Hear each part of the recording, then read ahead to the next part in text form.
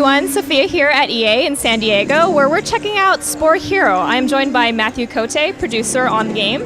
Hey Matt, thanks for joining us. It's a great pleasure to have you here. All right, so what are you showing us today?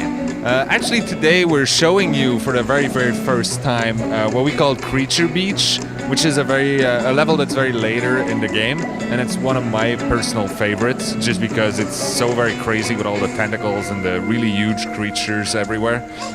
This is actually a level where, you know, throughout our whole game, the story sort of drives you to clean up the planet, as the planet is a living organism. We keep telling you that. And at some point, you're actually meeting the planet itself, which is this huge, big creature. As you can see, this big mouth here that is sort of sleeping right now. You'll wake it up and you'll actually interact with it a bit later on. I just don't want to spoil everything right now.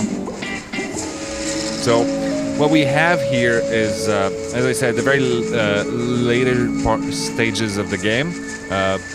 There's still a lot to discover at this point, but the thing is, the creature I have on right now is a lot more advanced than what we've shown previously.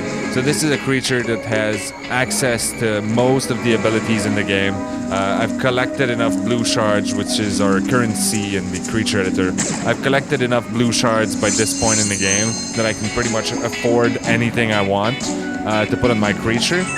And that's it. So at this point, I can be the hero that I want. I can still pick and choose, and I still have to sort of make a few compromises because I can't have everything on my character.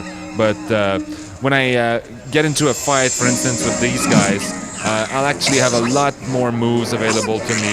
I'll have a lot more options, and it makes the whole fight a lot more exciting. Although I still... That's okay. You can try again?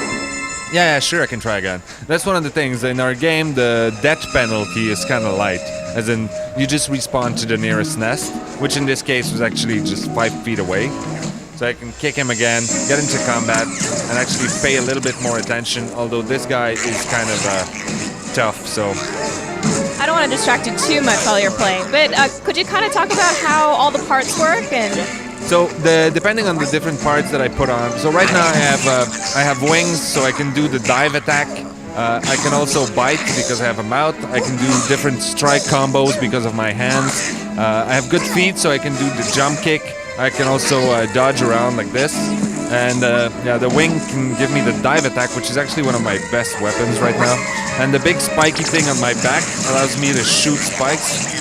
But right now he's better at shooting than me, so I should stay out of the ranged attack thing. Oh. It was close. Very close. But as I said, this is the end game, so even though I've played this game a few times before, it's still very challenging. We wanted to make sure that throughout the game you'll still have to pay attention. The combat is still a challenge. It's about half and half skill-based and, you know, twitch and...